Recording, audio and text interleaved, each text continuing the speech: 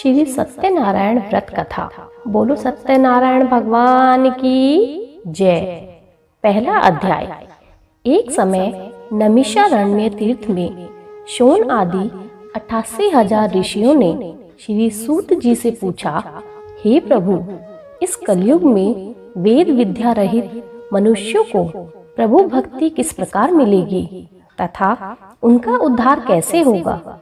इसलिए हे मुनि, कोई ऐसा तप कहिए जिससे थोड़े समय में पुण्य प्राप्त होवे तथा मनमांचित फल मिले।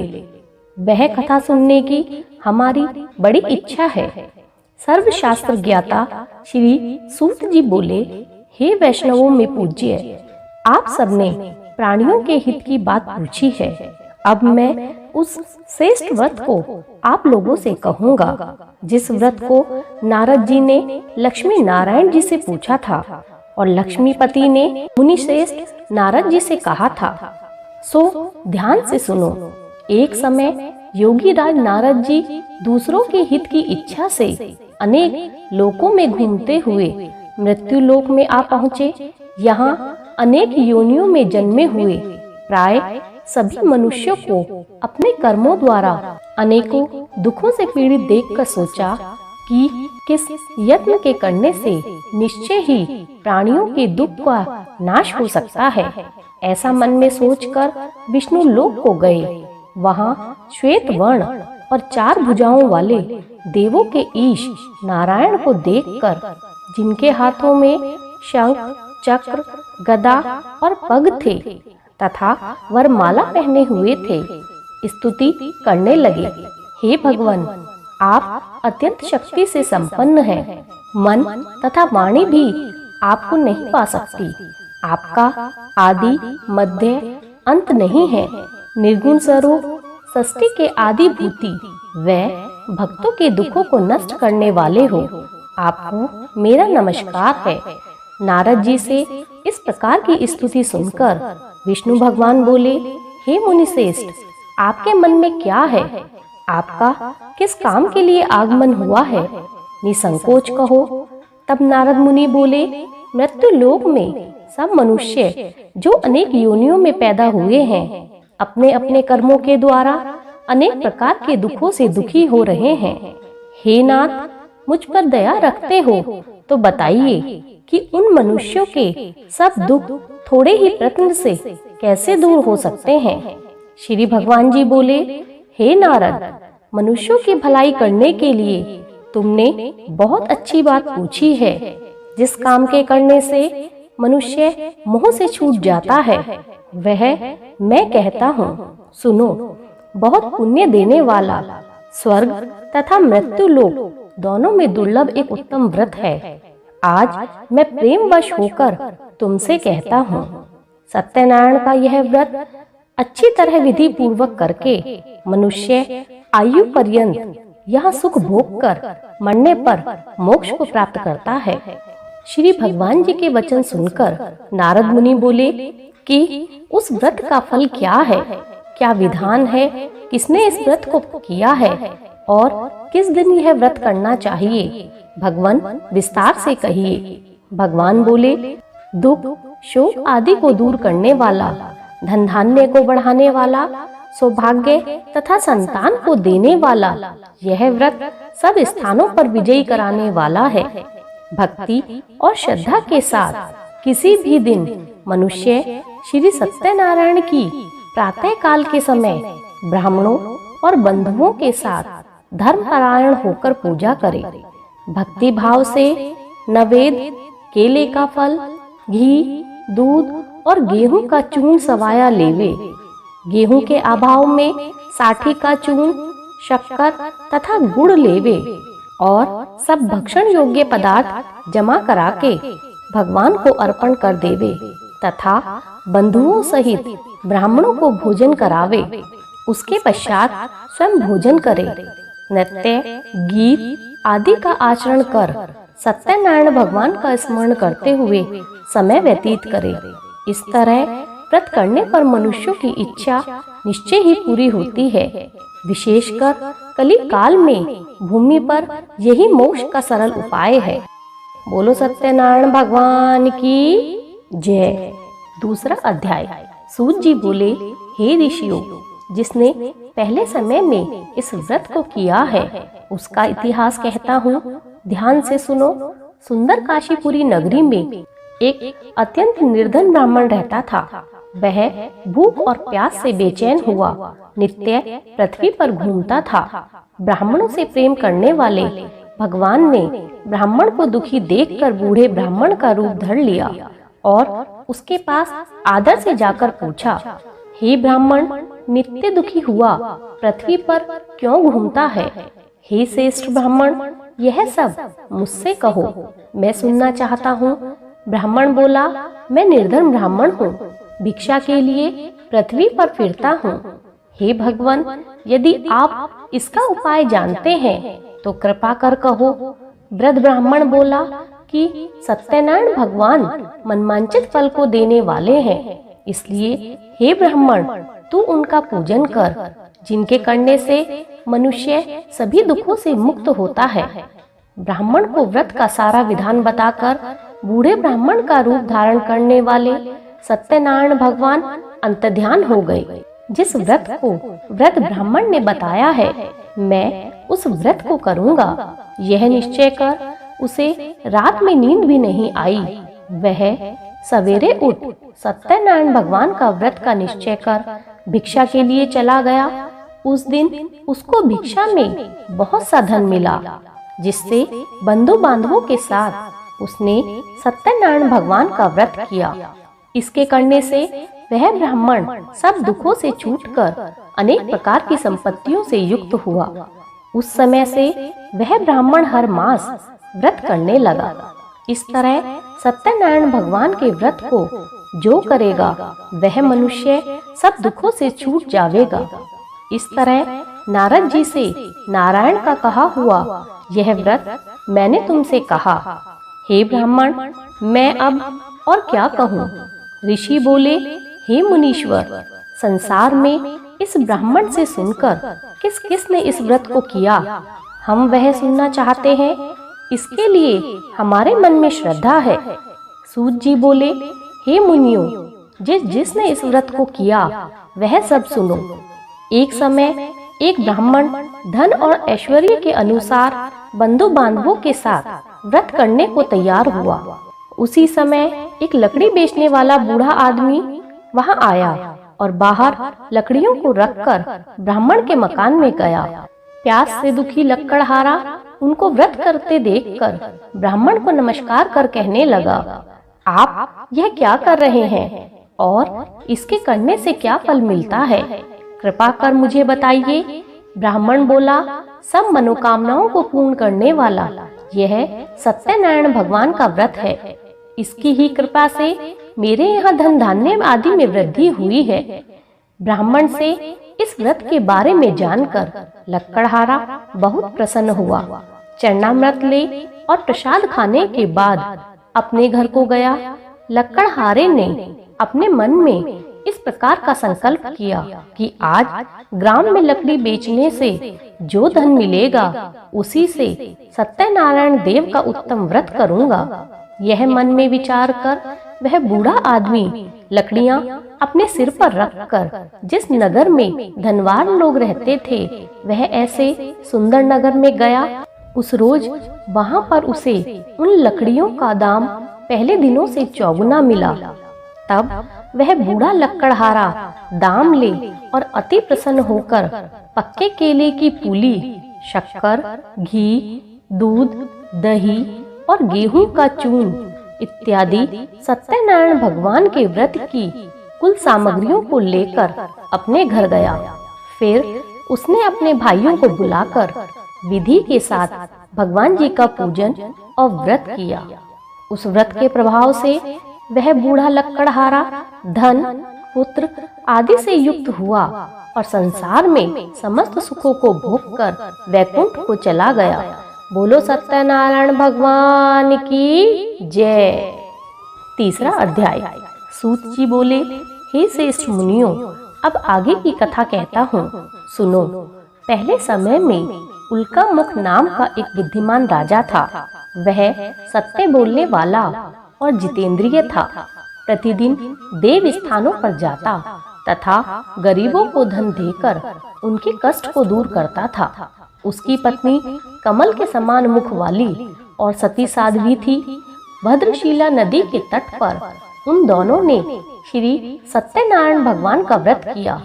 उस समय में वहां एक साधु वैश्य आया। उसके पास व्यापार के लिए बहुत सा धन था।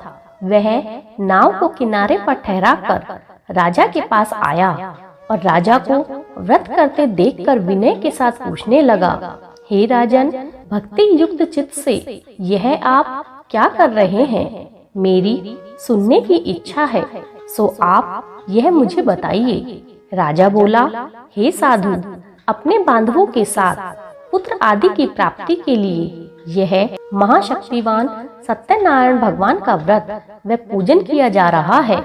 राजा के वचन सुनकर साधु आदर से बोला, हे राजन, मुझसे इसका सब विधान कहो। मैं भी आपके कथना अनुसार इस व्रत को करूंगा। मेरे भी कोई संतान नहीं है और इससे निश्चय ही हो जाएगी। राजा से सब विधान सुन व्यापार से निवृत्त हो वह आनंद के साथ घर चला गया। साधु ने अपनी स्त्री से संतान को देने वाला उस व्रत का समाचार सुनाया और कहा कि जब मेरे संतान होएगी तब मैं इस व्रत को करूंगा। साधु ने ऐसे वचन अपनी स्त्री लीलावती से कहे। एक दिन उसकी स्त्री लीलावती सत्यनारायण भगवान की कृपा से गर्भवती हो गई तथा 10वें महीने में उसके एक सुंदर कन्या का जन्म हुआ। दिनों दिन वह इस तरह से बढ़ने लगी जैसे शुक्ल पक्ष का चंद्रमा बढ़ता है। कन्या का नाम कलावती रखा गया। तब लीलावती ने मीठे शब्दों में अपने पति से कहा कि जो आपने संकल्प किया था भगवान का व्रत करूंगा, अब आप उसे करिए। साधु बोला, हे प्रिय, इसके विवाह पर करूंगा। इस प्रकार अपनी पत्नी को आश्वासन दे वह नगर को चला गया। कलावती पिता के घर में धीरे धीरे बड़ी होने लगी। साधु ने जब नगर में सखियों के साथ अपनी पुत्री को देखा तो तुरंत दूत बुलाकर कहा कि पुत्री के वास्ते कोई सुयोग्य वर देख लाओ। साधु की आज्ञा पाकर दूत कंचन नगर पहुंचा और वहां पर बड़ी खोज कर देखभाल कर लड़के के लिए एक सुयोग्य वाणिक पुत्र को ले आया। उस सुयोग्य लड़के को देखकर साधु ने अपने बंधु बांधवों सहित प्रसन्नचित्त अपनी पुत्री का विवाह उसके साथ कर दिया। किंतु दुर्भाग्य से विवाह के समय भी उस व्रत को करना भूल गया। तब श्री भगवान क्रोधित हो गए और श्राप दिया कि तुम्हें दारुण दुख प्राप्त होगा। अपने कार्य में कुशल साधु बनिया जामाता सहित समुद्र के समीप स्थित रत्नपुर नामक नगर में गया और वहां दोनों ससुर जमाई चंद्रकेतु राजा के नगर में व्यापार करने लगे। एक रोज भगवान सत्यनारायण भगवान की माया से प्रेरित होकर कोई चोर राजा का धन चुराकर भागा जा रहा था, किंतु राजा के दूतों को आता देखकर चोर ने घबराकर भागते हुए राजा के धन को वहीं चुपचाप छिपा दिया जहां वो ससुर जमाई ठहरे थे। जब दूतों ने उस साधु वैश्य के पास राजा के धन को देखा तो वे दोनों को बांध कर ले गए और प्रसन्नता से दौड़ते हुए राजा के समीप जाकर बोले, यह दो चोर हम पकड़ कर लाए हैं, देखकर आज्ञा दे। तब राजा की आज्ञा से उनको कठोर कारावास में डाल दिया गया और उनका सब धन छीन लिया गया। सत्यनारायण भगवान के शाप द्वारा उनकी पत्नी भी घर पर दुखी रहने लगी और घर पर जो भी धन था वो चोर चुरा कर ले गए।